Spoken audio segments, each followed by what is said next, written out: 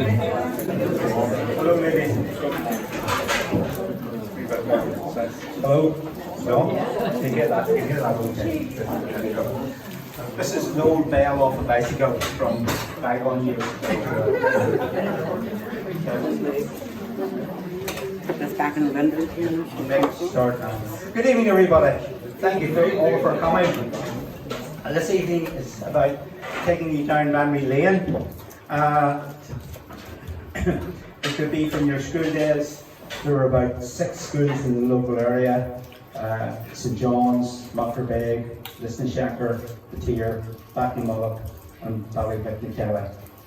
All are now closed. Also, we will be talking about the railway. Snake this way through our local countryside from Pittsburgh to the Ward. Train ran from Belfast to Banbridge on to Newcastle. Sorry. Other interesting topics is where did our parents and great-grandparents go for their entertainment? And where you all the rest of you go for your entertainment. So try to find that out as well.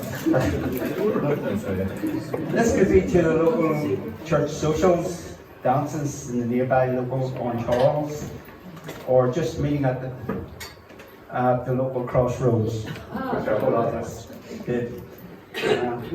Or even to our local football team. Maybe somebody didn't know we had a top playing Rovers.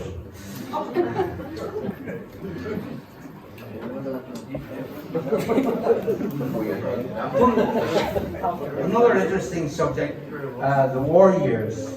The evacuees that arrived in the countryside from Belfast and were put up in local houses and halls. We'll be talking about that as well.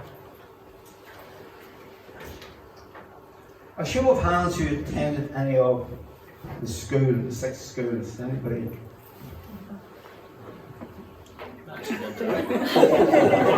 About a quarter of them.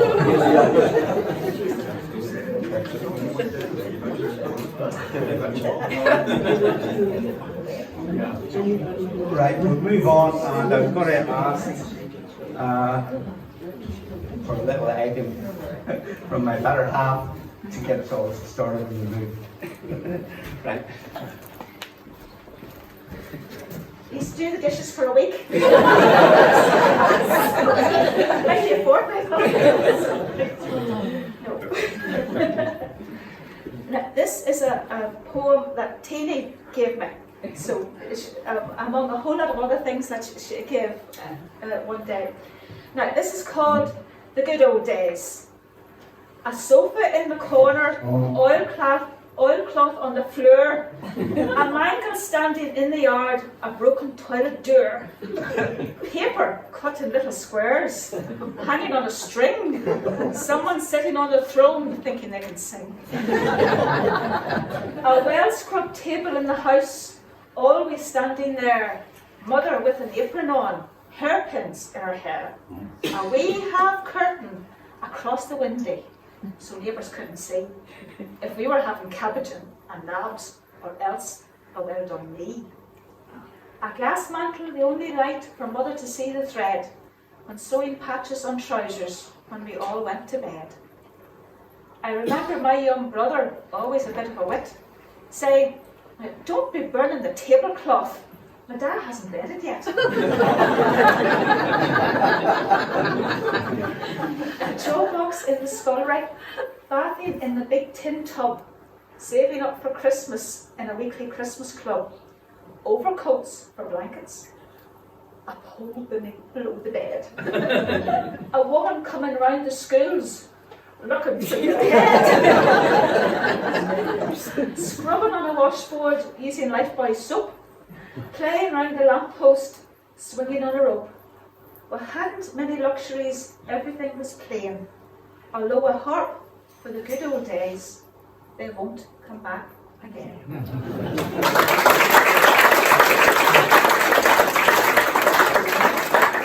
Well, do you think it would be a week's washing up, or?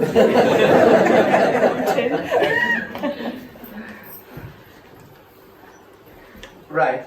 Now it gives me great pleasure to hand over to a man who has a great knowledge of the local area. Robert Murphy.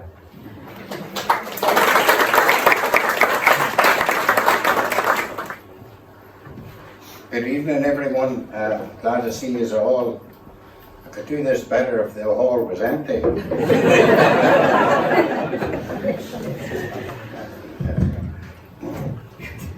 At the other end of this road is the Listilly Orange Hall, and I have belonged to Listilly Orange Hall now for over 60 years.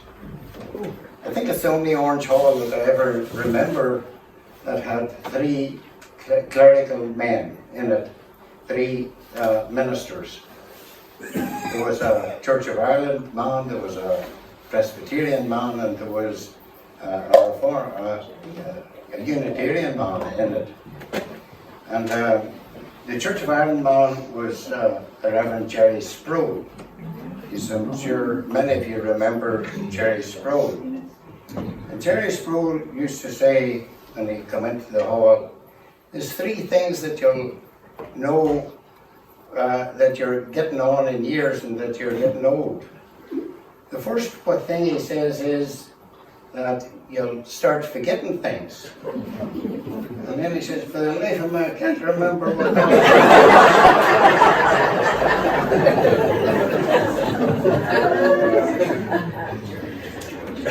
my family have lived in the hills, in the Dromore area and in the Listilly area for many, many years, in fact for centuries. They probably came, I remember the late Cecil Kilpatrick, who was a great historian and who did a family tree, and he said we probably come from Donegal as Roman Catholics shortly after the plantation of Ulster.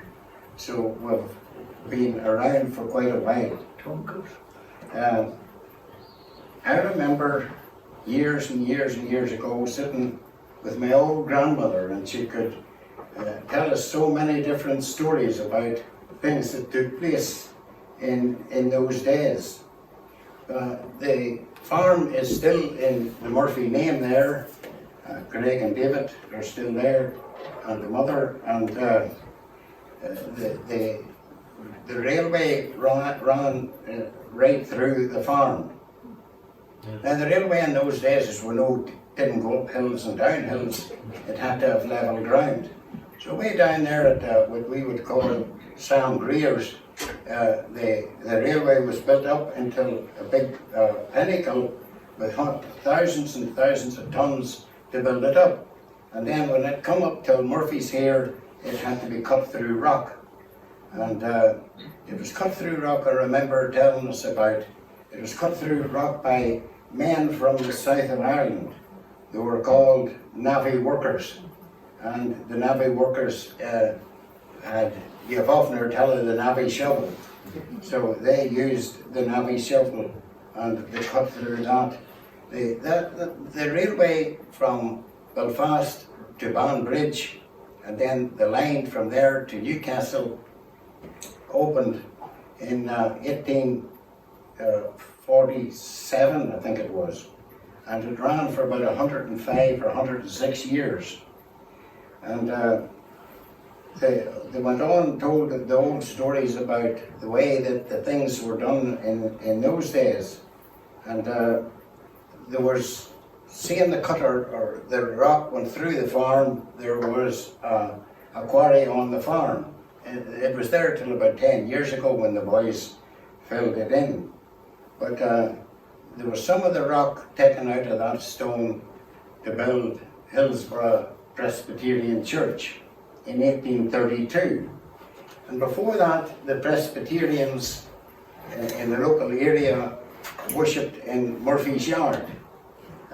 They would have met every Sunday afternoon, and in the summertime they met under a big oak tree. And they would have had a visiting minister coming. He had come in a pony and trap, and he preached the gospel to them in those days. They used to, in the winter time, they would have went indoors and they would have had their services there, because the nearest Presbyterian church was on a hilt, which would be about 7 miles away, or that the other one would have been First Dromore, which would have been about maybe 6 miles away. So they worshipped in Murphy's Yard, and the services were held every Sunday afternoon. That railway opened in 1852, and the last train ran down from Banbridge to Belfast in 1956. I remember that well because my uncle, who lived where I live today, there in the Top Lane Road, he would have taken us to Bellamore Show, and we went in the train. And it was dead handy because the train stopped just outside the King's Hall. So you just walked across the road. And that was, there was a lot of people very disappointed, and indeed it let you see the foresight that they had, because it would be a great benefit to the countryside if that railway was open today. It would take some of the freight off the roads. Some of you would know in a country like Germany. I remember being there on a trip, and the bus driver told us that a third of the traffic in Germany is in the roads, a third of it is in the rivers, and a third of it is in the railways. And some of you would have known that, and it meant that we're dependent on roads, and all traffic, if they go at all, they have to be in the road. So it's got to be that dual carriageway, you couldn't get across it now. But anyhow, that's the way it was in those days. So the Downshire family, the fourth Marquess of Downshire, gave the various churches a certain amount of ground to give the Presbyterians 2 acres in the Lisburn Street there in Hillsborough. And I remember my old grandmother telling me she remembers being told, and it was handed down from generations, that the stones were taken to build the church in 1832. And the stones were taken, they were mostly cut for mending the roads in those days.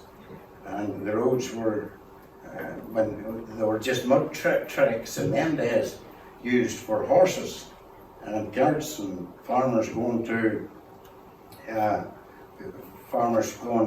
the markets. So the stones were used to fill up the holes that there were in the roads. Farming in them days was mixed farming, and it was far better in them days than now. I suppose that you'd expect an old guy like me to say that sort of thing, but anyhow, there was no pollution in those days. And, you could have went to all the wee rivers and streams, and there would have been frogs and sticklebacks and all the wee fish that would have been swimming in the local rivers, whereas today there's hardly any of that because of pollution and silage, seepage and that sort of thing. The main crop on the farms in those days was growing corn. And they would have grown corn for to feed the animals, the cattle and the bullocks and the cows all winter. And there would maybe have been 20 or 30 acres of corn grown on our farm. And then another crop that was well grown was the potatoes. And my uncle and my father always got a firm out of Belfast to come and make the potatoes. This was loggers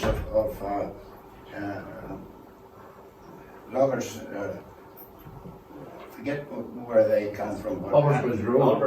Albert Bridge Road, that's right. My mind went a blank out. Albert Bridge Road, and there would have been a squad would have come out every morning. They come out in an army jeep thing with seats up both sides, and they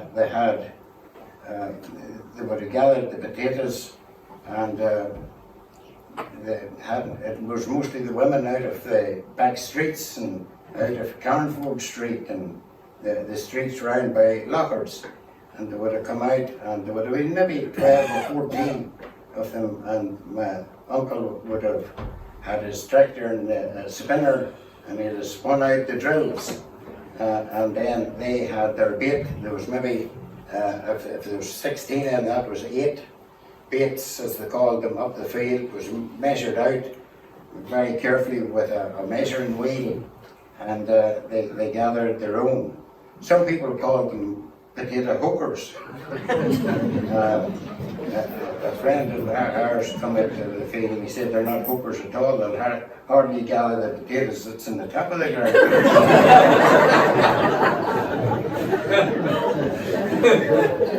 But anyhow, those folk that worked from morning to night, and they had the best paid one was, I remember, 16 shillings a day. So there was no minimum wage in them days. And they had to work hard, maybe 5.5 days in the week.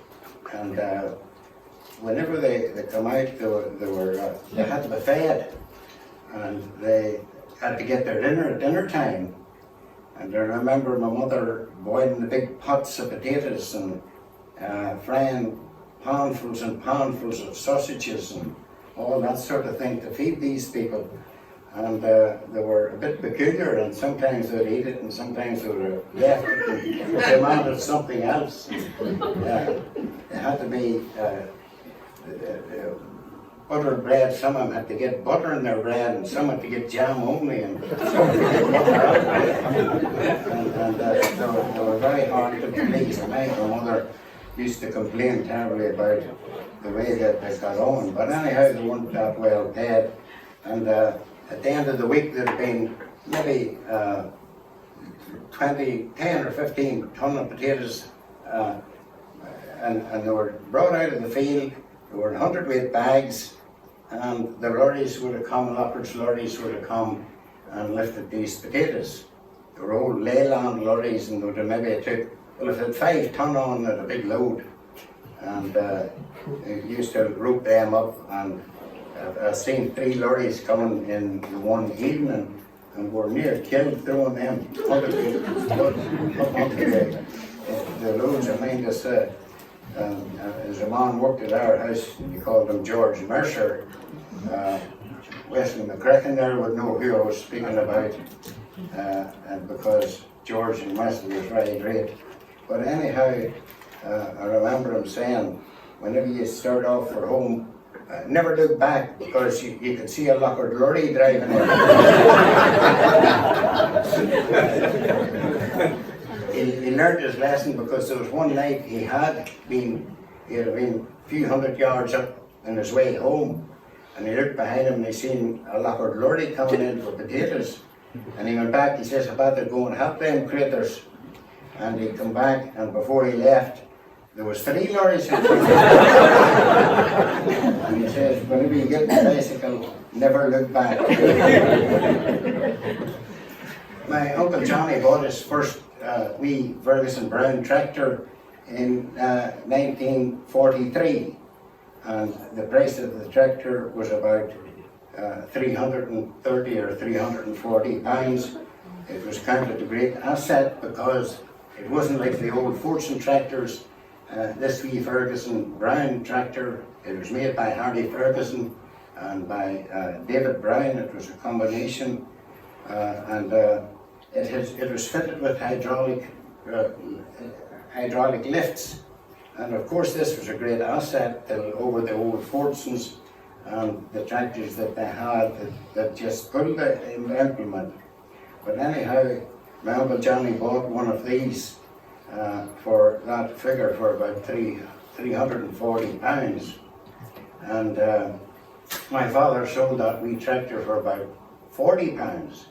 About 20 or 30 years later, and the man that bought it went to Scotland, and he farmed with the tractor there for about, I think it was there 20 years. And then he was involved in a terrible accident. That man was killed, and his widow brought the tractor back. And it finished up in a collector's farm away down in the south of Ireland. And then a few years later, my brother Cecil, he heard word of this tractor, and it was to be sold. It was to be sold at the Euro auctions, and Dromore in County Tyrone, and he was game enough to go and buy the wee tractor back again.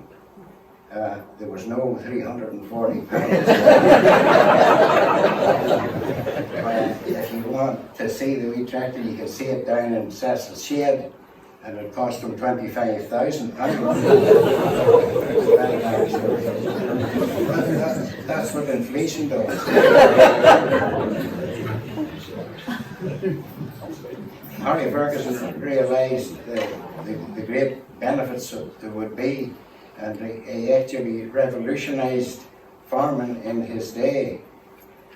He was driving along the Top Lane Road one day.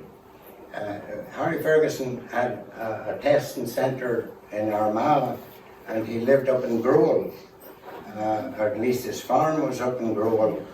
And one day he was going along the Top Lane Road, and he seen my uncle working with his wee tractor. And he pulled up in his big American car, and he come into the field. And he asked him how he liked the tractor, and he said, "It's great." So he said, "Would you mind if I drove this wee tractor?" So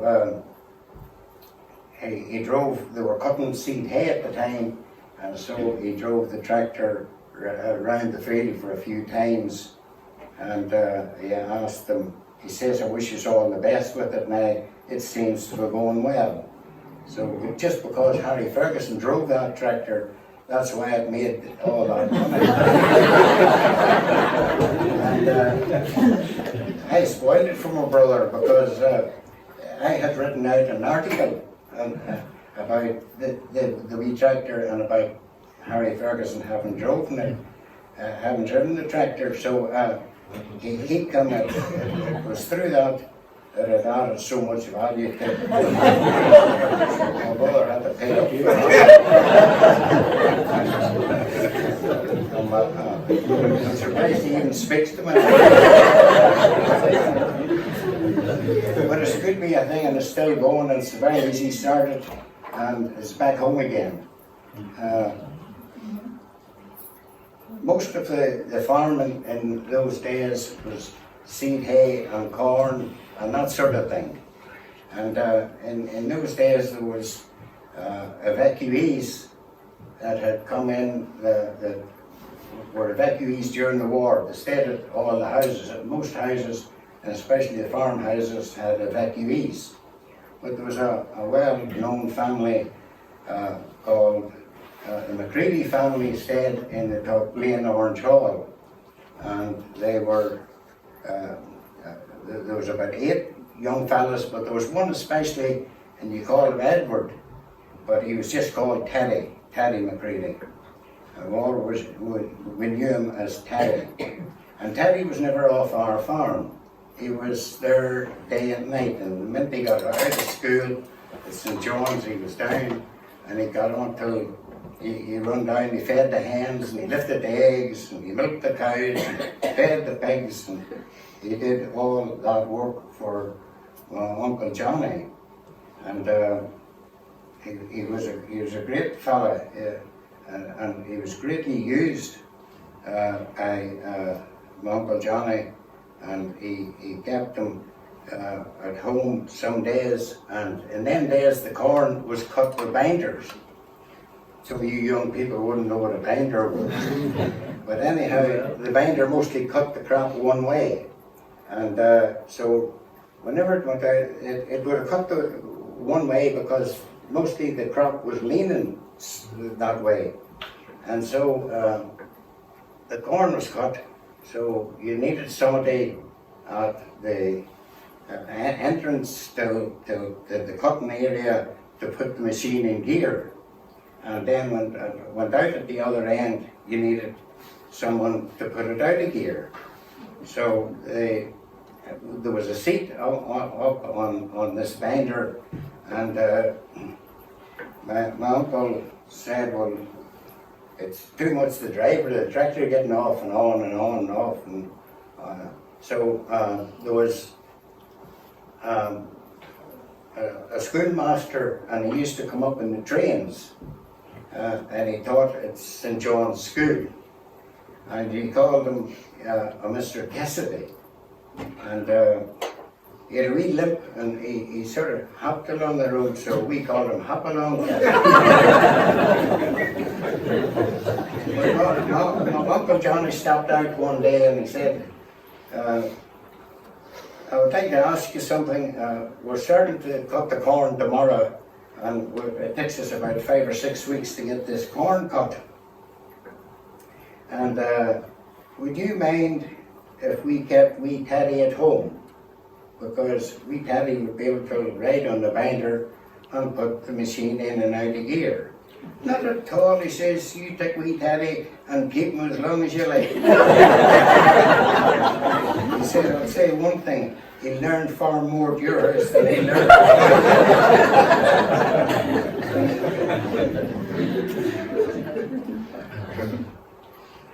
Times were good in those days, and our door was hardly ever locked. Our house was like a social centre. Everybody come into our house. One of the reasons was my father had allocated to the neighbours an egg house, and everybody brought their eggs, and there was about 6 or 8 different farmers brought eggs, and you had your place in the egg house, and somebody else right around the house, and Madoles of Ballymena come every Wednesday morning to lift these eggs, and then you were paid for what you had the previous week. And I remember my mother used to make them a cup of tea every time they drove from Ballymena, and that's not far today, but 60 years ago it was a weird distance. So they got their eggs on to come into the house for a cup of tea. And they were great days, because I remember we used to go from our house to Dick Courtney's shop. I don't know whether you know Dick Courtney's shop. Some of the people in my age group would remember Dick Courtney's shop. Used to go every night there to get the paper. Belfast Telegraph was brought up in the bus, and we used to go there, and I went with a local man, and he had a wee dog, and the wee dog was called Diver, wee black mongrel, and this wee dog was a great benefit to him, and he doted on it, and he wrapped the paper up, and he gave it to wee Diver, and Diver put the paper in his mouth and carried the paper home. And then whenever they got into the house, he brought the paper over and he set the paper down at Bob Smith's feet. And that was all right, but there was one night wee Diver had raised a rabbit, and went home to no paper. And I remember him scolding the dog, and he got his PE form that night. He never got driving. He never got carrying the paper home after that. That was him paid off.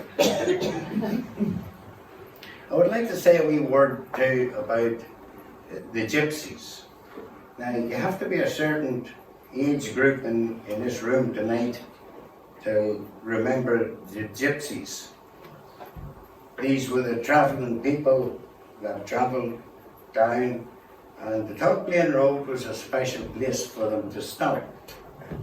They were proper gypsies from Donegal, they used to say, but certainly from maybe as far down as Galway. And they had 2 special places with a stead on the Tugplain Road. Between the beginning of the Tugplain Road there and the Tugplain Orange Hall was a place where these gypsies all camped. And we used to be terrified passing them. They had mostly piebald horses, and they always burnt a big bright fire, and they had the proper gypsy wagons. And they said those wagons were well built and they were warm to lie in. But anyhow, the gypsies weren't camped very long till they were around the local doors looking for. They always had plenty of children, and they had a baby in its shawl, and they come to the door and they were always looking milk. And where I lived was, Mount Hesse lived there, and she would have given them, but you'd only give them about once or twice, and when I come back the next day, that she chased them. But my mother was a very generous type of a woman, and she, no matter how often these gypsies came to the door, she would have given them something, and then that meant they kept coming. And every day these gypsies would have kept coming back. They had always piebald horses. The name of their horses was a breed of horse called a vanner. A vanner was a brown horse with mostly white markings on it, and they were a very attractive horse. Those wagons were big 4 wheels. They had the 2 wheels at the back were bigger than the ones at the front. And some of these gypsies, they made tins, and they were very good at making tins, and they salted them up well, and some of them sold them. And then they were sold, they were made and sold clothes pegs, and they were sold them when they come to their door. That gave them an opportunity to ask you for something. They always were wanting milk for the babies, and they were always wanting eggs, and as I said, they always had plenty of children. And then there was, I remember in them days, that never would see this today, there was tramps in the road. And I remember there was a wee lady. She looked 100, but I'm sure she was maybe losing more than 40. But she was always in a black shawl. And I'm sure she had a proper name, but everybody called her Cheerio. Cheerio would have been out round the roads, and a favourite haunt of hers was to lie in the hedge just opposite the Dog Lane Orange Hall. There was an oak tree there, still there, and Cheerio would have lay onto that. So if you were going down the road in your car or whatever, you'd have seen this black bundle up in the hedge, and that was Cheerio. And as I said, I mentioned a while ago about a man who worked at our house. He worked over 25 years at our house, called George Mercer. And George was coming to work. He'd come to our house every morning for his breakfast on his bicycle. He was a bachelor from Lister-le-Corn there, and George would have come on his bicycle. And this morning he was coming along the road, and Cheerio was up in the hedge. And it was a very wet morning, it was steaming. And he bid her time of morning, and he said something to her, it's a very wet morning. She shouted after him, aye, and you have your share of it.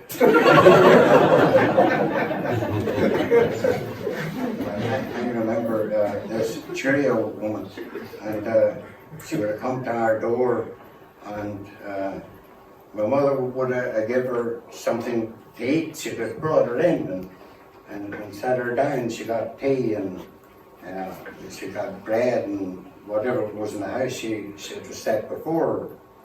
And I remember we were, my sister, and I think Sasha was too young for that, but my sister, Mabel and Annie would have been there and would have been watching, and looking, and we were afraid of her.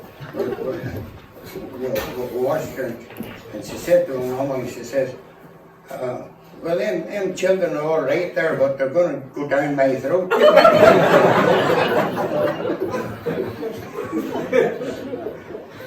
But sure I was there, and the last I heard of that old lady, she was got dead away up in Ballymacormick, and I suppose buried in a pauper's grave. But that's the way it was in those days. You never would see tramps and gypsies and that sort of thing nowadays. So that certainly dates me. During the corn harvest and the hay harvest, there was always tea took out to the field, and the tea was always. We were young at the time, and we looked forward to this tea. It was really a picnic outside every day, and I'm sure I'm wrong here, but it seemed to be the weather was better in those days. I remember years and years, and there'd been 6 weeks of hot summer, and we used to enjoy this.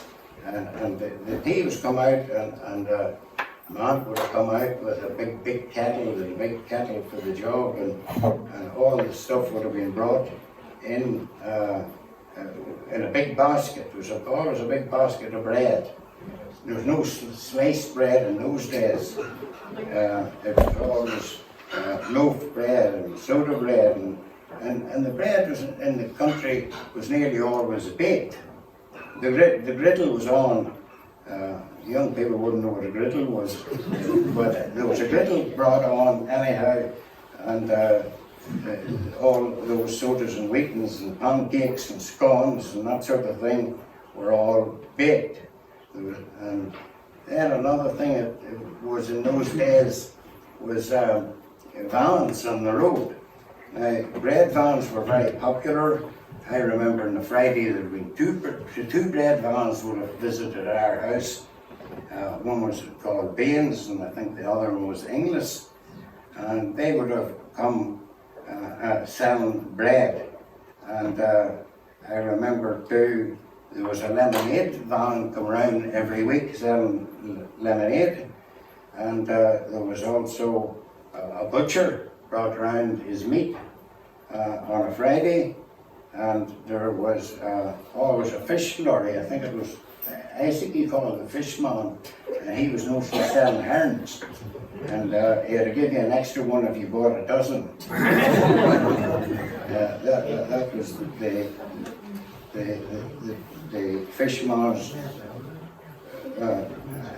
way of thanking you for buying these herons. And he would have been rumbling his hands through the heron box, you see, and of course, as you know, herons have all these scales, and every part of his van and every part of his steering wheel and all was covered with these scales. But anyhow, that's the way it was done in those days, and everybody come round, and then the postman come round, and he had a proper post bicycle, and a big basket in the front of it to carry the parcels. And he was dressed up and always had a peaked cap on. I remember our postman was Sammy Smith of Hillsborough, and he rode the bicycle hail, rain and blow. And there was all types of vans sprinting around, all sorts of things in those days, which you wouldn't see in the roads today. I think I've said enough. I remember telling my daughter some of these things, and she's in the room here tonight, and she was sitting drawing. She's still drawing, but she was drawing in them days. And I was telling her this sort of thing, and I was saying to her, you know, whenever I went to St. John's School, see Alistair Jamieson here tonight. Well, Alistair Jamieson's father used to beat the life out of me.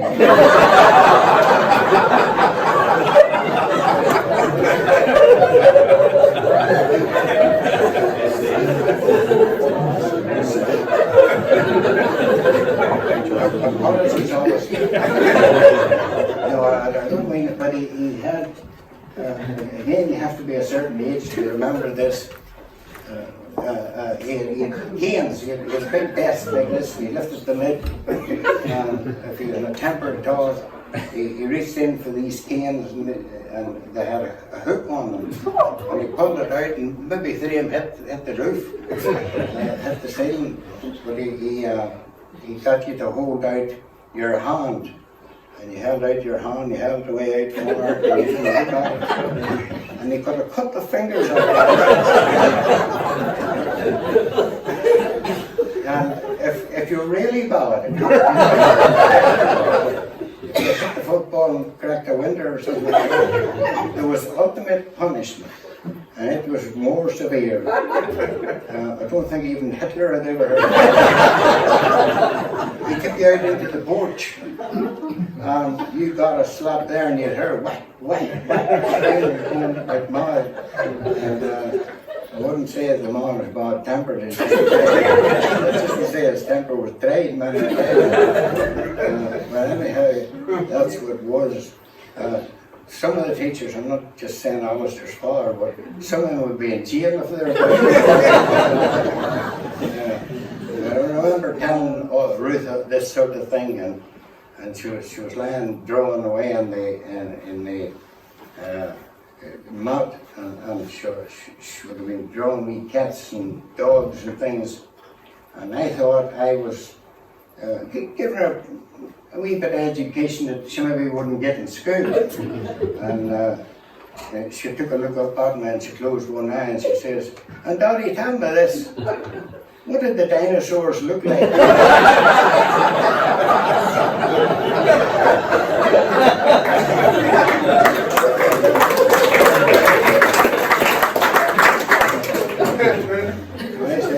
Well, that's what happened to me. I'm not a teacher. Thank you for listening.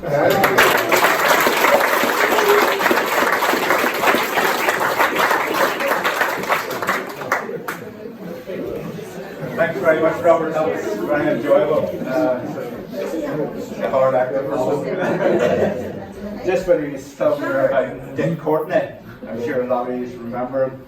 I remember when we were at school, it was Noel and Caroline, down there to St John's Road. Instead of turning right to go home, we turned left for Dick Courtney's. Some people had a penny or two with us. We went down to Dick Courtney's to get some sweets. And you went into Dick's, and Dick used to bruise barley, and there was dust everywhere. And we went into the shop, and he says, "What do you want?" "Oh," I said, "penny chew or something."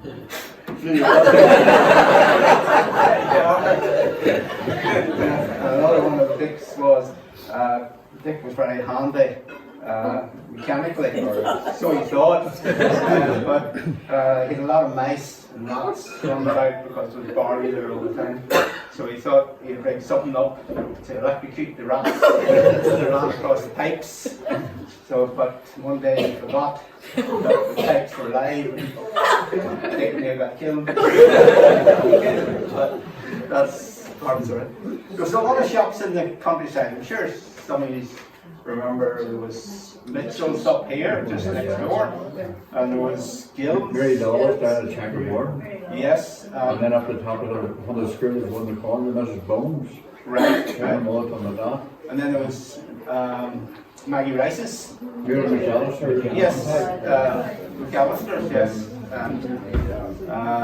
Any more? Pardon? Was there not one before races? Billy Heaney's or something? Yes, there's Billy Heaney's all along by the chapel. Yes, yes. It was good shops and bad shops. Where Sandra Logan lived. Yes. Yes. Sandra. Very low. Yes. Very low. All right. What do you call her? What did they call her? Bag Road. No, That was the scar. down at the.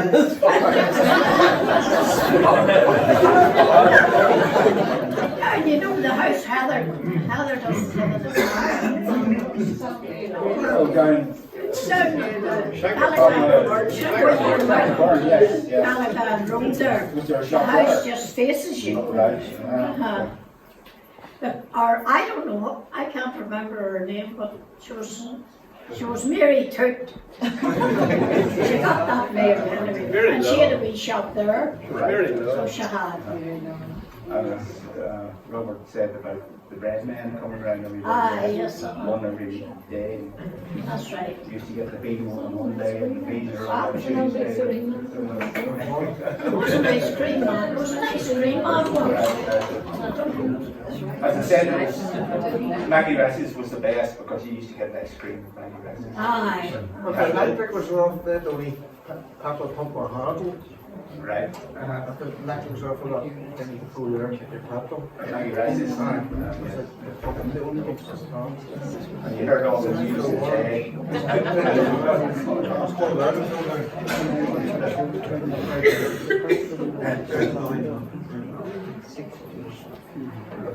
And the schools, I'm sure you all have stories about schools. Some about being caned. I was reading an article about Mocker Bay School. There's this young fellow, he didn't do his homework or something. The teacher was going to cane him, and he wouldn't take his hands out of his pockets. In the pockets. And the teacher, the cane just smacked him on the one side, and the other side where his hands were. So the next day he came with 2 tins in his pockets. Just something went wrong. Is that right, Wesley?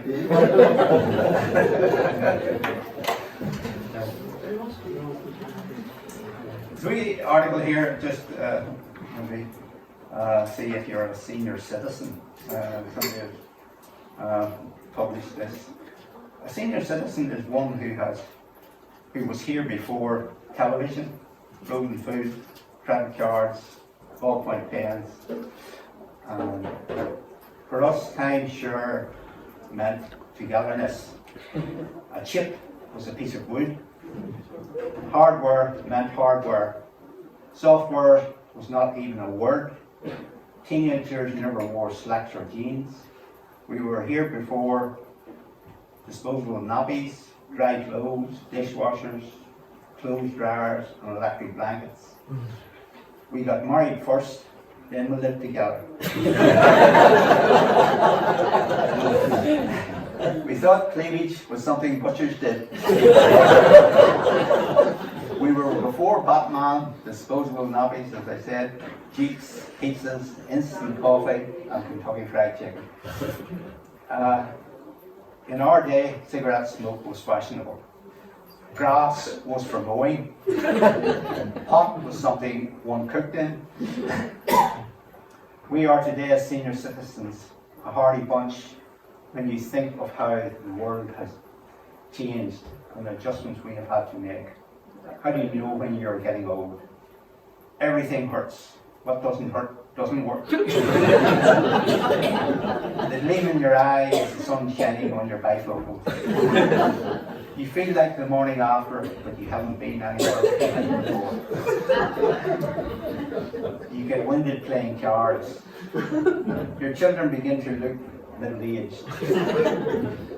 You join the health club, but don't go.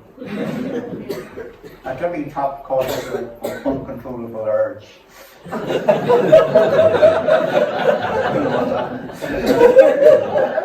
You have all the answers, but nobody asked you anything. You look forward to a dull evening. You need glasses to find your glasses. You turn the light off for economy, not for romance. You sit in a rocking chair, but can't make it go. Your knees buckle, but your belt won't. Your house is too big, and your medical cupboard is not big enough. You sink your teeth into a steak, and they stay there.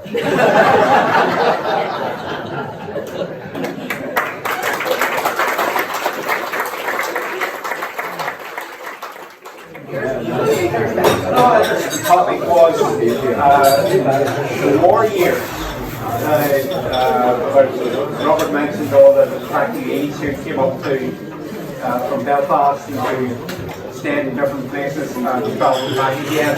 There was one story I heard about there was that many on the train coming up the track that got to Ballygon Hull, and it had 2 loads of coal on as well, and they went to start off again to go through Mocker Bay, and the train wouldn't move.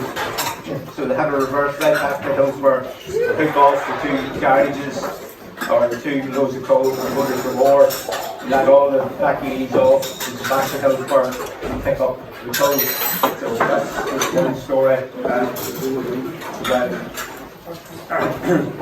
Different stories I've heard. I've heard more history in this last 3-4 weeks. The school, St John's School played a big part in the countryside. Everything revolved around the school. And one of the highlights of the school was the school concert. Different headmasters put Christmas concert on, but one in particular stood out here. It was when Mr. and Mrs. McCready were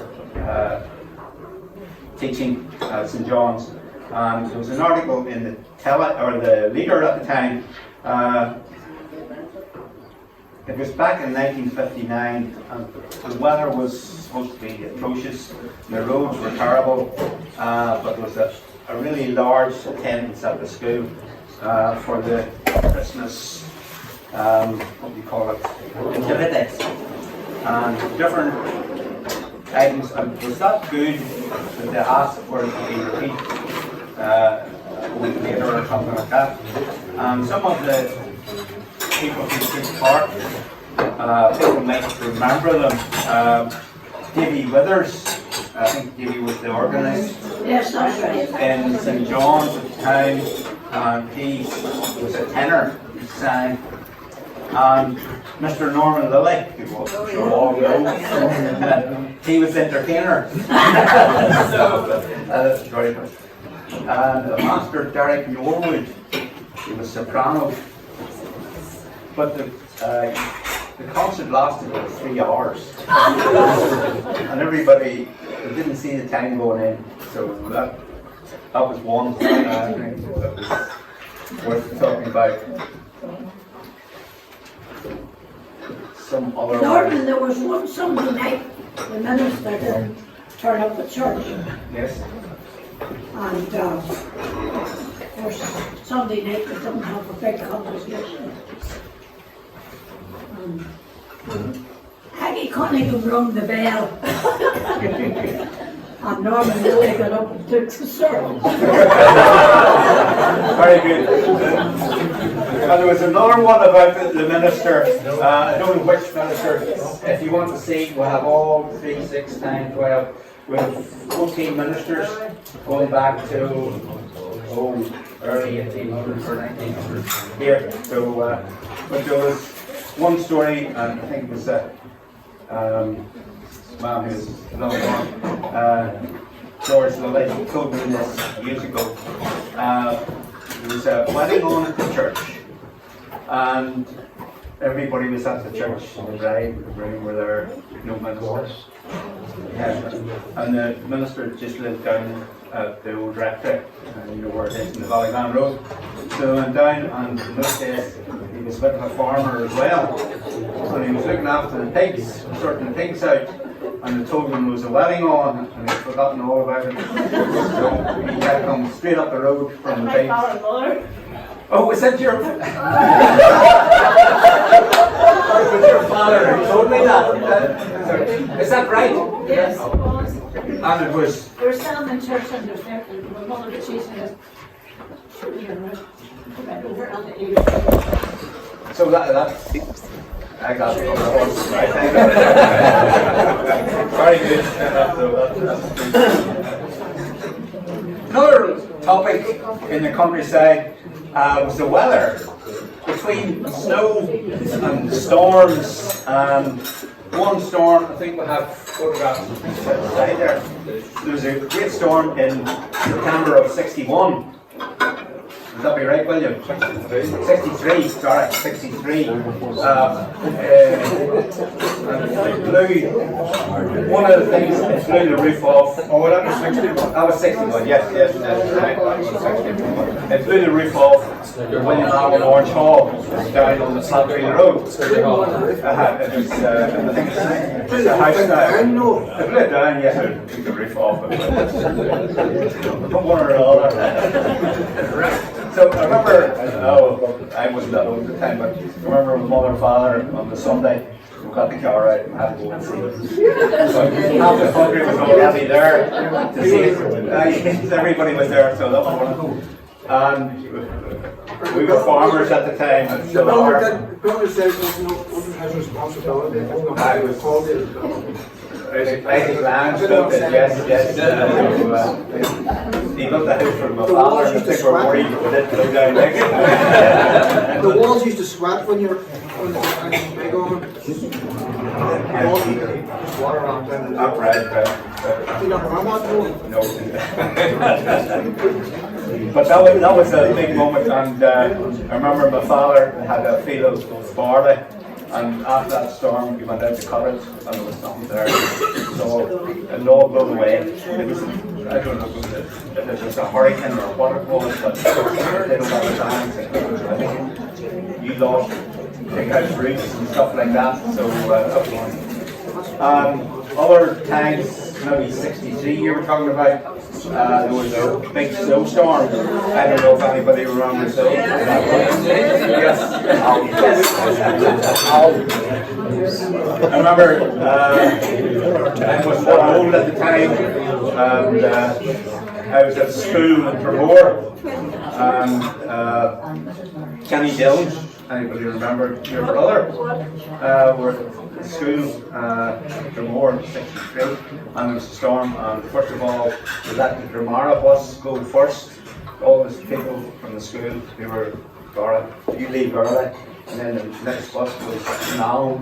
We were just waiting our turn before we left, and then they said we could go, and we got the bus in, supposed to get the bus in Drumore, but the bus never turned up. So Kenny and I decided we would walk home in the snow. So it was coming down. To walk on the main road was dangerous at the best of times, but we were sort of like snowmen, and we walked home. So I just got into Listilly Road to turn in. I left Kenny at Dangerous Corner, and when I got Listilly Corner, bus went past. So that was my experience. There was not much snow. My father had pigs at the time, and we had no meal. We ran out of meal, and we had to get the meal. Came from San McGann's and on the hill. The roads, the snow was up to the top of the hedges. I remember there was a man worked for us, Vernon Haskins, worked for my dad, I'm sure some of you know, and they had to dig with the shovels down the lane along the road. I remember in John's Road, right down to where Dick Courtney's was, it was full right to the top of the hedges. That all had to be dug out till we got to Nevin Gibson's, and the road was there, and the lorry came, but it took us 2 days to get to there. So one occasion, I'm sure maybe some of you have other stories. No shovels in those days, you know? No, there was no loaders or anything like that, but I'm sure maybe some of you have other stories about the snow. I remember I worked in Belfast and I couldn't get home. I had to stay with my uncle and there was yards and everything. Really bad. And now we get 6 inches of snow. Okay, it comes to a halt.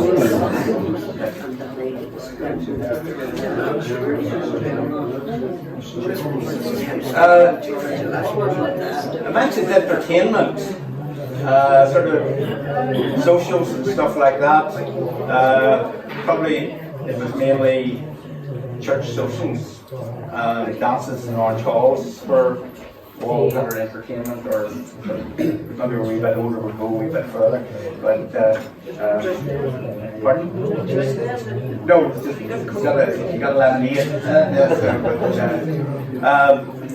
Some of the dances in the local orange halls, I was talking to one gentleman, I think he's here tonight.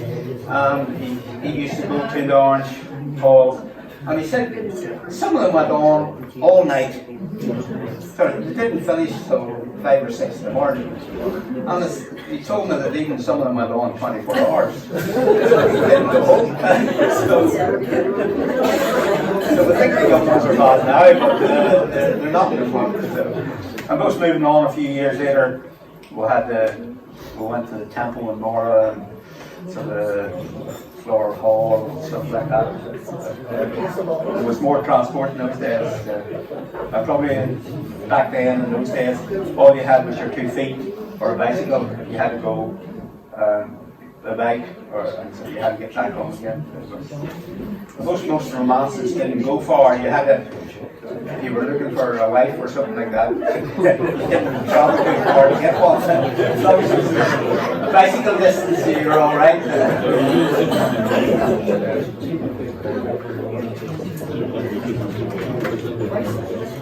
So I was just thinking about Robert talking about churches.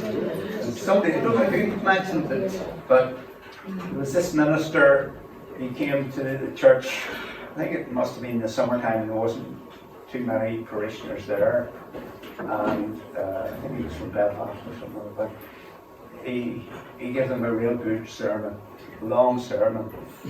And coming out, he said to the church warden, "Well, what do you think of the sermon?" "Well," he says, it's a bit like when I go to feed sheep. If they're not all there, I don't give them all the meal."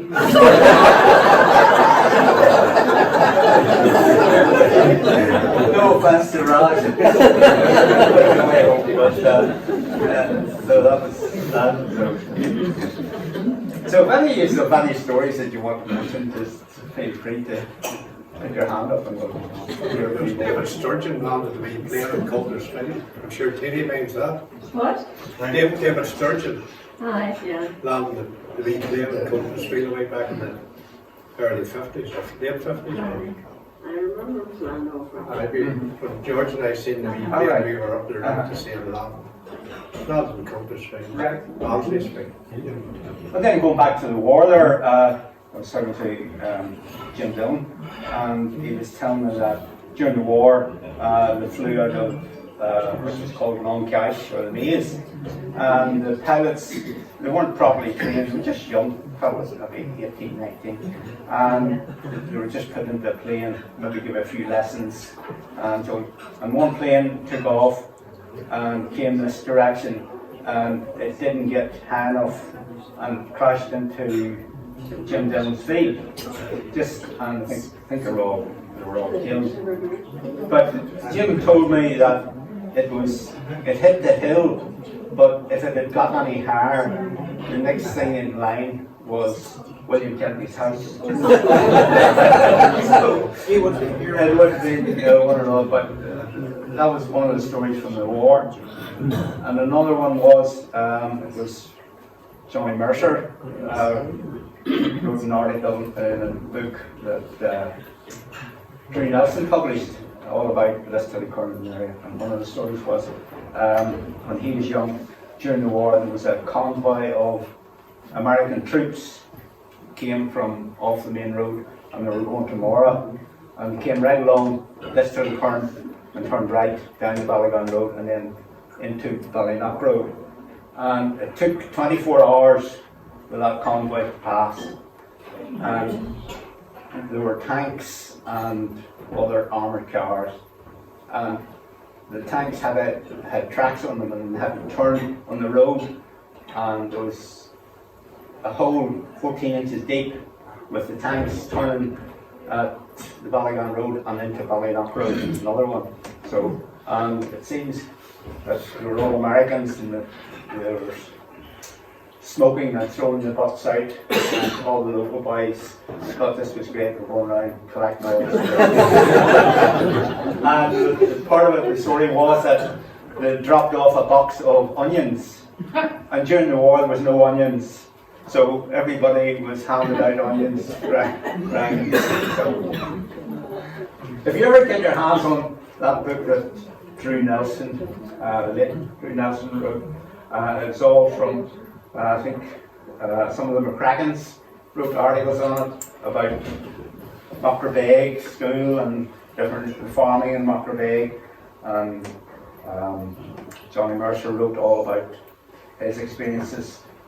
He used to get the train, and I had to get up at 4 to 6 in the morning to go to Muckerbeg Halt to get the train, and instead of going down the road, in those days there were fields, or there were paths through the fields. Rather than go down around the roads, you just cut down the field and there was maybe a gap when you went across another field. Till you got There's styles. Styles, yes, that's it.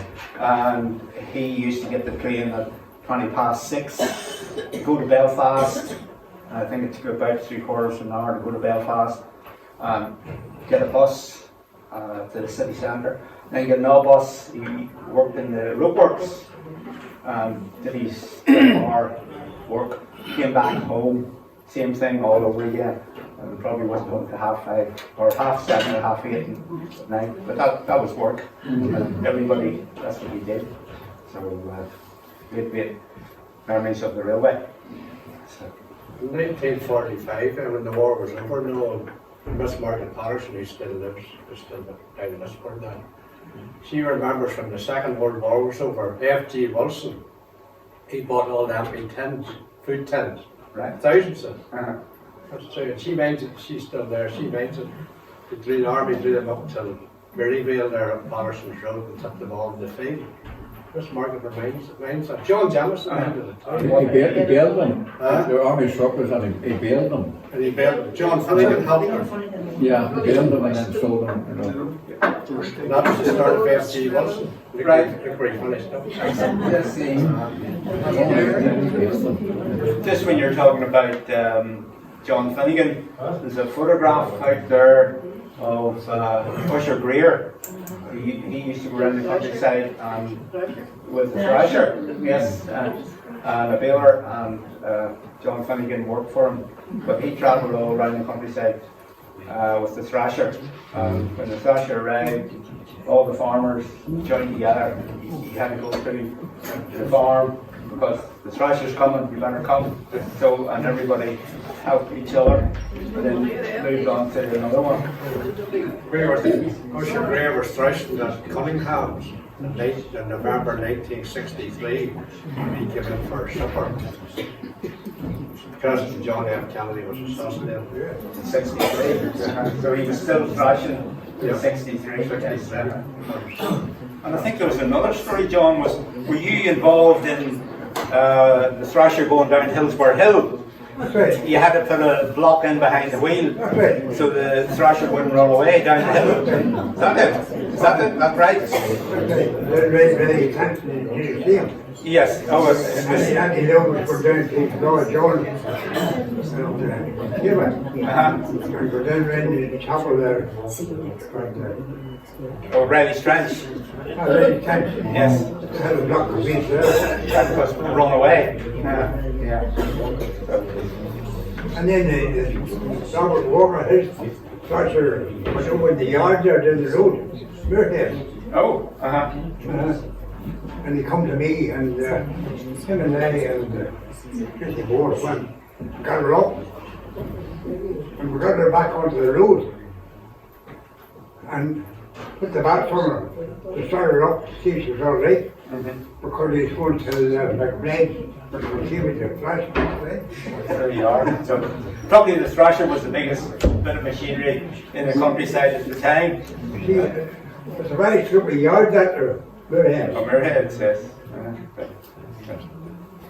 I'm sure any townspeople here hadn't a clue what we're talking about. Those were the days. You talk about funny stories there. In Tondragee, with a man, he had about 8 cows. And he had to walk out a mile or so out of the town to the field where he kept them. And he brought them at the same time every day. And it was that time when the army was here, and the base in Portadown, and they're moving a whole pile of equipment to Newry. But your man come along at 4 o'clock, his usual time, with his 8 cows. And he just walked along, or he was just coming in the middle of the convoy, and one half of the convoy had to sit and wait. Your man had to pass with his cows. It sort of stopped the war.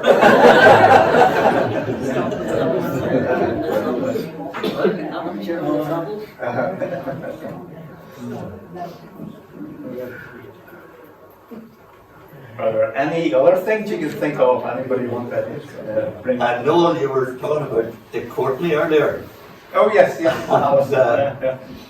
I have two memories of Dick Courtney. First of all, somebody mentioned the meal.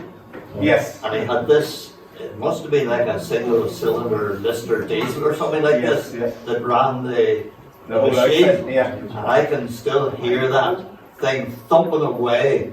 And there was no silencer or anything on it, you know, and that blasted away all day.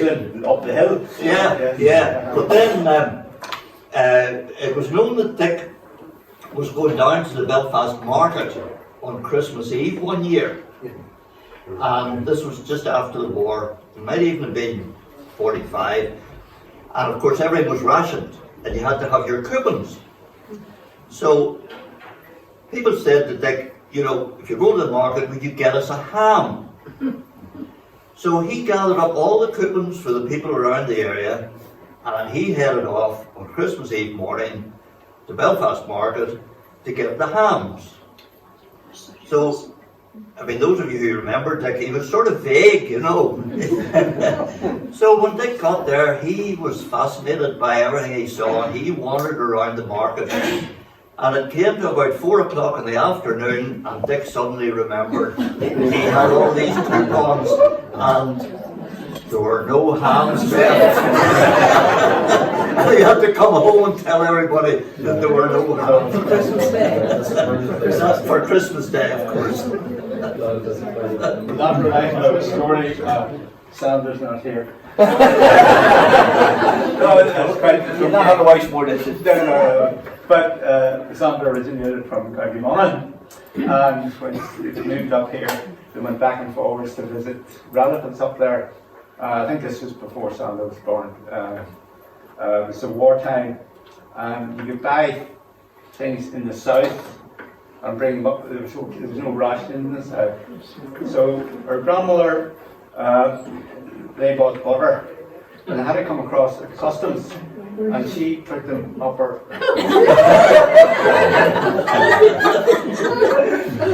between her arms. They were stopped at the customs and they had to sit a while and the butter was stuck. I think one time they bought a turkey and the customs man took the turkey off them. You know where the turkey finished up, but there was some stories about back and forwards across the border, the rationing. And I think here, during the war, farmers had to plough up half their land to produce food. Mostly pellets. Yes, do that. So that was a big thing for. I don't remember, but I heard about it.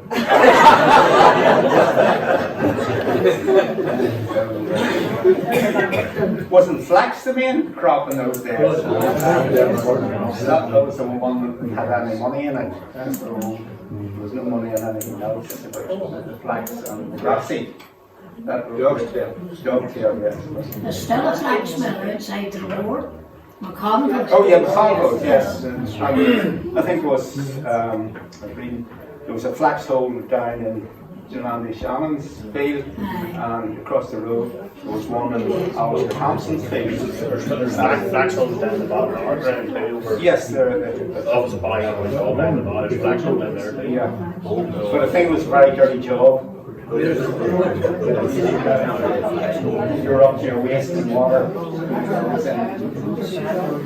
A lot of hard work, but You know, then you wear it down the stone.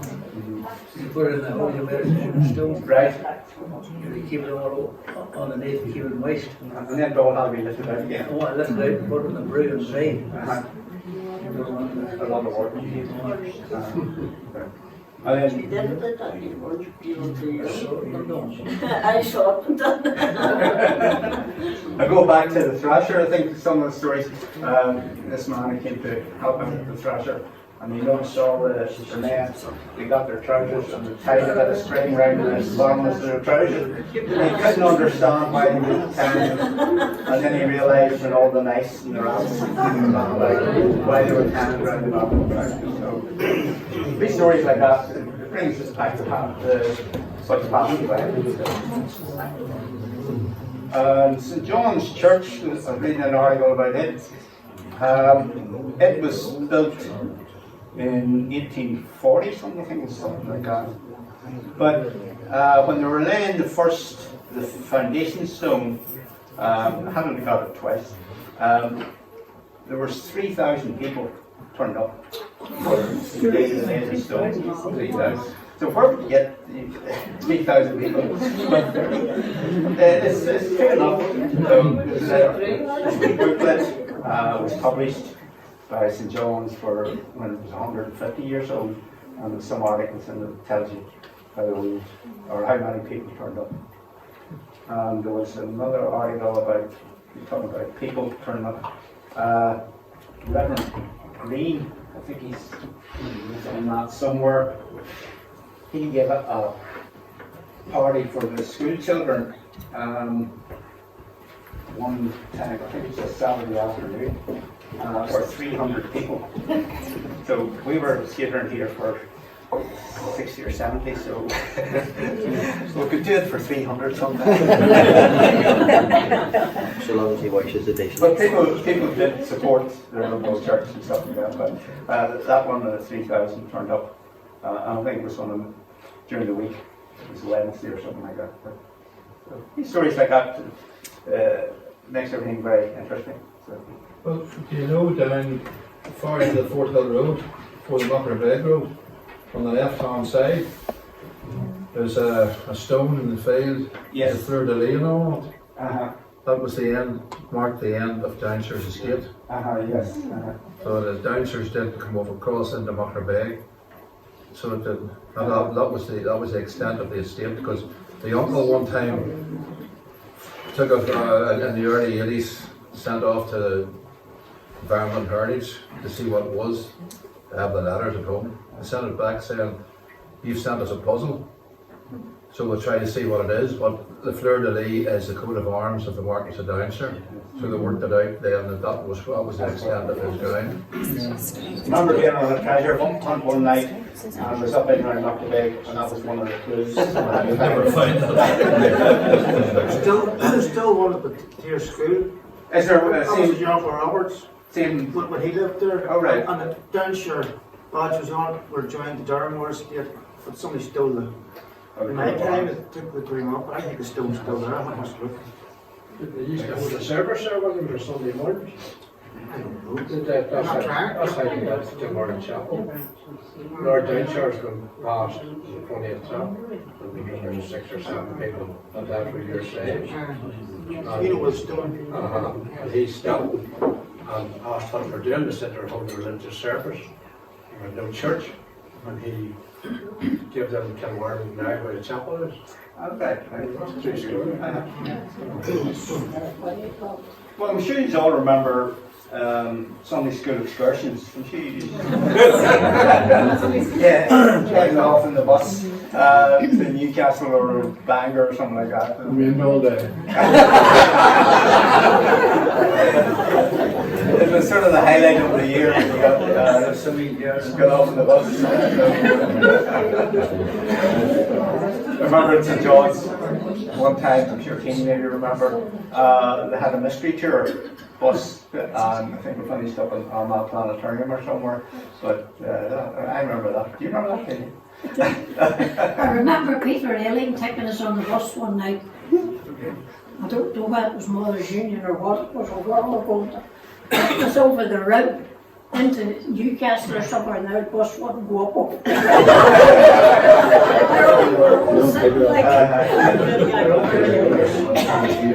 But that was probably the highlight of the year. I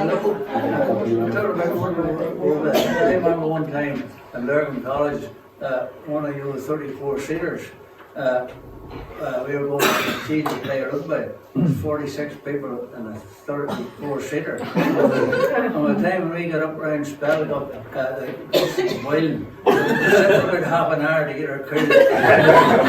Yeah, things like that. There was one excursion with Balagan Orange Lodge in 12 days, went to Lochbecklin. We did Bogey Dare, family. That's a good day.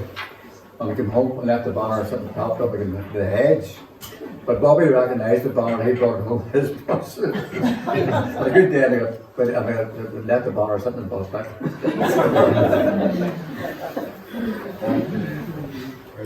I was a fruit bomb, Ballaghan, one time. That's right.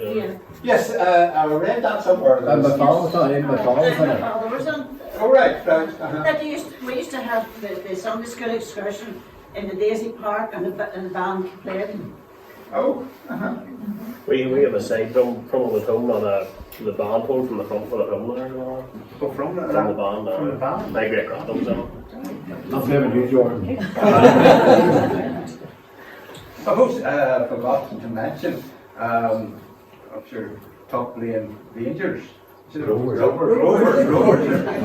Some star players here. I don't know if there's any other players. Bertie's not here tonight, no? No, Bertie isn't here. Well, Bertie Bale, he was the manager.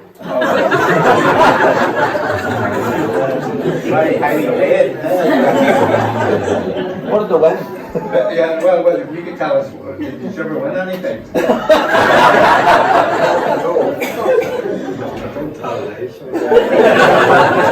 William Catley, did you know when Bertie Bell never raced pigeons? No. Bertie talked about racing pigeons, and there was about 3 or 4 of them racing pigeons, but there'd only one clock between the 3 or 4 of them. And when you put your pigeon in, you had to get on the bicycle and go like. The next one for Dave, he had a pigeon and put it in. And I think, what do you call him, was one of them. What did you call your fella? Mitchell. Stephen? Doogie Mitchell. Luke, no, Doogie was the father. What do you call him? Eddie Mitchell. Eddie was the father, Doogie. Doogie was one of the ones who was in the pigeon. Right. I don't know who else was in it, but Bertie could tell you about it. Doogie Pigeons. He could have told you about them. But was Bertie's father, somebody told me Bertie's father was the referee. Is that right? That's right, that's correct. Yes. He stood at one side of the field. He didn't travel far. He just stood in the middle. He's a quick man, very often got in the way of the ball. Another player here, just see. Cecil, he was a footballer. He was their Brand Greer. Noel Greer. Noel Greer. Paddy McClure, Jimmy McClure. Yes. All local. All local. Lord Bill. Lord Bill's another one. John Harper. You, Jim? I think he used to go, but he went up anyway. He kept the score.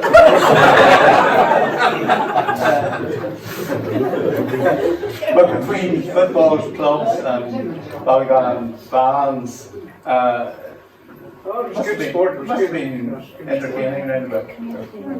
And if your next tennis bar you finished up in 2 Woods' Fries Cream, or next to more you got the Nicoletti. Oh, right, that's right. Pubs never were mentioned. And then there was this Morey herd. I've been here times for weeks here. Somebody told me a story that out near Hillsborough, one of the Gibsons owned the phone station, the Monument phone station. John. And it seems he started to sell ice cream, and he sold it on a Sunday. And the local Presbyterian minister took umbrage at this and came out and gave off he's selling ice cream on a Sunday. And I think he fell out with the minister. He changed churches to another church, but times have changed.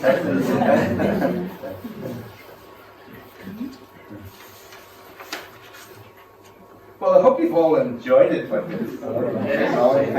so maybe I would like to say, Noel, apologise for speaking again. Oh, right. Come on ahead, Robert. My sister and I used to belong to the youth guild at St. John. Yes.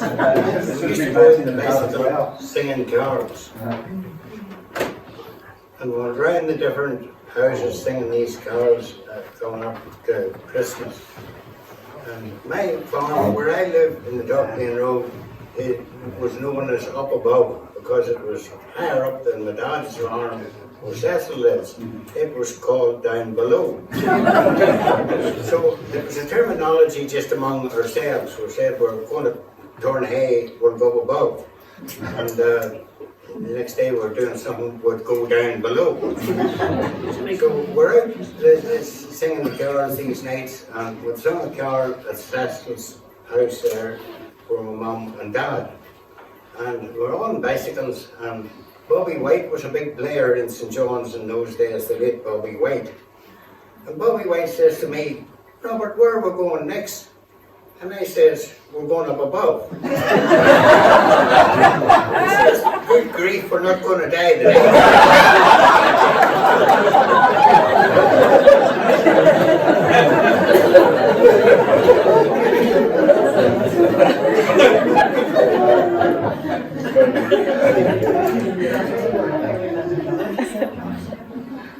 Well, if you have any more stories, please keep them coming. I can stay there. No, I remember one time coming home. You're probably too young to remember that. Of course. Coming home from St. John's School one day. And those days you didn't smoke cocaine or like a lot, never. Used to like heads of the Royal Trees just beyond the old rectory. Yes. Reverend McCall was minister in those days. On this particular day, we're all, I'm sure there's some people here probably wouldn't put their hand up, but we're all in the Royal Heads smoking lots of paper. Smoke coming out to the upper way, and those come going into that Royal Heads or not. But I remember Reverend Colin coming in with a little big cricket stick. He gave us a dog, handed off and told us to get away home. I think one of them might know a wee bit about that. The room's getting very warm. What time we go about Uncle Mosey? Who might remember Uncle Mosey here? He was a bachelor. They got a job riding a bus. They did it just down the road there. And he rode the bike out to 2 Mile Hill and got a bus into Dromore and picked up a bus there. And went to Belfast and came back again. He stopped at 2 Mile Hill. He didn't take the job. We just got out, parked the bus, got out, got on the bike and went home. Just driving through the bus.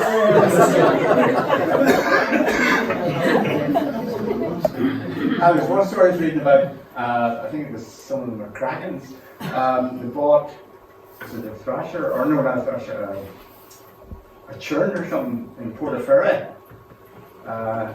It was in an article. And somebody else bought something else. But the boat had come in to Portaferry and they had to get it home.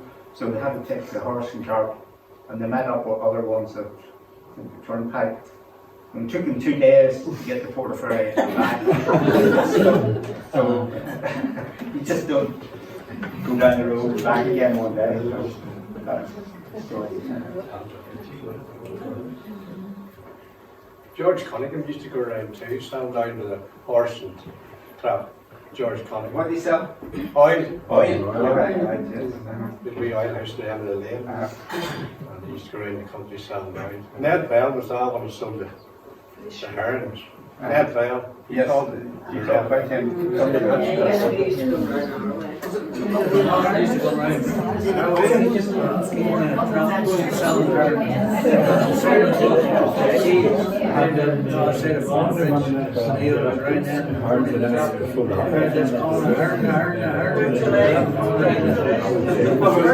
was no way of cooling them down. Bridge or anything, you took the chances when you started eating them. During the hay time, he came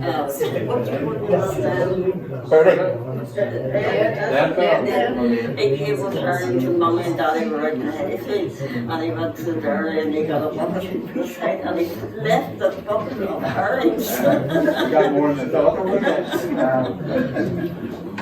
Well, there's a story about, talk about the hay gatherers coming, and it must be more recent, and they brought the tea to the field, and the people were getting away with heads and their hands were covered in soil, and this woman, she brought them brown bread, And we're given off by giving us brown bread, but you're not going to see the dirt.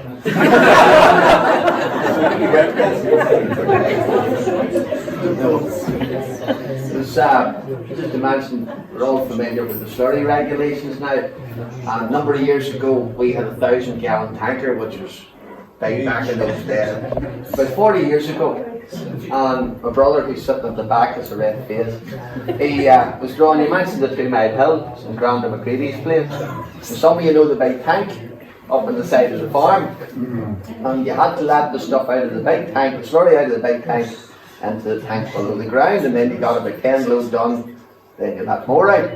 Of course, George, one day he went up, opened the sluice of it, filled the tanker, and went off home. Now, that should have took maybe 40 minutes, but it was dinner time.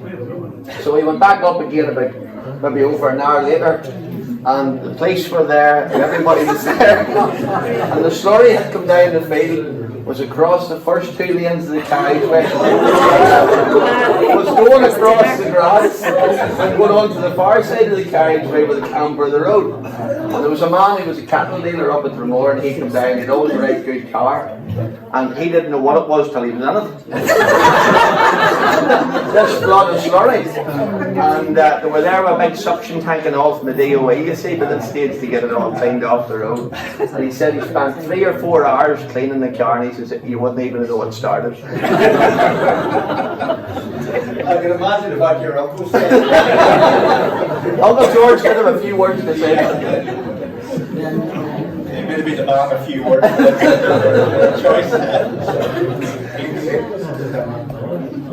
No, there's somebody here who should own up to putting a carbide crop scarer outside the back door of George and Jimmy and Maggie and Cunningham's. I wonder would he own up to that? Could have been a Campbell, could it? Well, you're getting it hard. I'm not feeling that went for you. You did that with Irish too. Then years ago too, those people used to have the red double-decker buses. Now we never had one, but there was one up at your place, at the fort. My grandmother had one, and I minded it. And he kept chickens in it. They were off the road because they got them for nothing cheap. But they reared chickens in it. The story I told was told in the Red Hill. Alfie Nelson and Charlie Downey, they lived together. They made this thing up. But they come in down there, and Graham Martin, Billy Ball, and Ollie Jamstone there. Local pub. And the crack was that Alfie said to Charlie Downey, do you hear about worries in the chickens and the double-decker bus, the red double-decker bus? And Charlie says, no, I did. But he says, I've got a terrible disease. And Wally Jamison says, is there many of them dead? There's only a driver and a conductor there.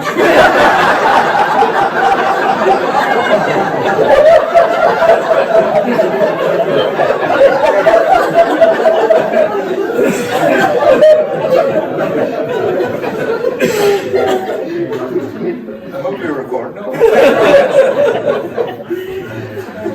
TV news will have a first.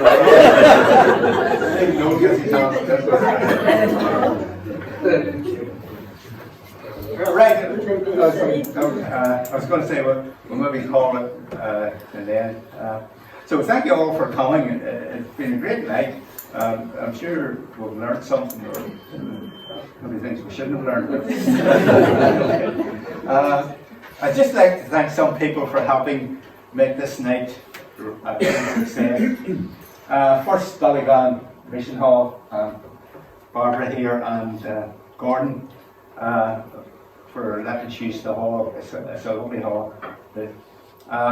Also to all the people who rummaged through their old suitcases, photo albums, and even up into the roof space to help make this evening possible. Thank you very much. Special thanks to Wesley McCracken for all the items sitting around, all these items you see. That's only a tip of the iceberg, Wesley. I should have thought about that. It's some brilliant stuff. Thank you very much, Wesley. And a big thanks to Robert Murphy It was very enjoyable, Robert.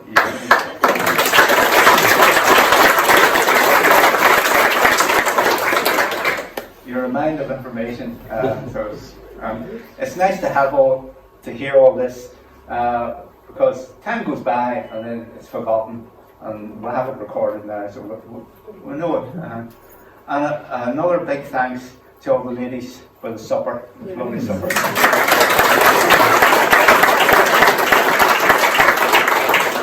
So, you know when we'll have another one. But thank you very much for coming along, and safe home. Before we finish, you may notice at the back here we have some plans up for the new hall, and I'm going to ask Alan here just to let you fill you in a wee bit on the new hall. Thank you. You've probably heard St John's have been trying to build a hall for a while. We got a bit of money from the sale of St John's School, and we've been running a few fundraising events over the last lot of years, as you're probably aware. And I suppose it would be only fair to thank those of you, and the community have been great in supporting those events that have been running. So on behalf of St John's, I'd like to thank all of you who have supported us in all the various things we've done, particularly over the last lot of years. We're now in a position where, having had some problems with the planning authorities that made it difficult for us for one reason or another, we've been trying to get planning permission for this hall for about 3 years. We've had to withdraw it and change it around a wee bit. So hopefully now we're promised that we're getting it. So much so that the architect has started to draw plans up, detailed drawings for the hall. So we're assured that we're getting the planning permission. The hall will be just at the edge of the car park, the far end of the car park across from the church. The architect has printed out kindly some drawings there, which you can see on the way out. 3D computer generated impression of what the hall looked like on a floor plan. So we're hopeful that within the next while we'll get planning permission through, and we'll get our plans into building control. Hopefully you'll see some excavations before too long up at St John's. We think now is the time for a hall. We've waited for a long time for this, and hopefully this is the time we're going to get it. So thanks again for all your support for tonight, and for all the other things that you've supported us with, and a few more in the future as well. Just before I finish, Noel thanked a lot of people there tonight. The two people he didn't really thank was himself and Sandra, who have put a tremendous amount of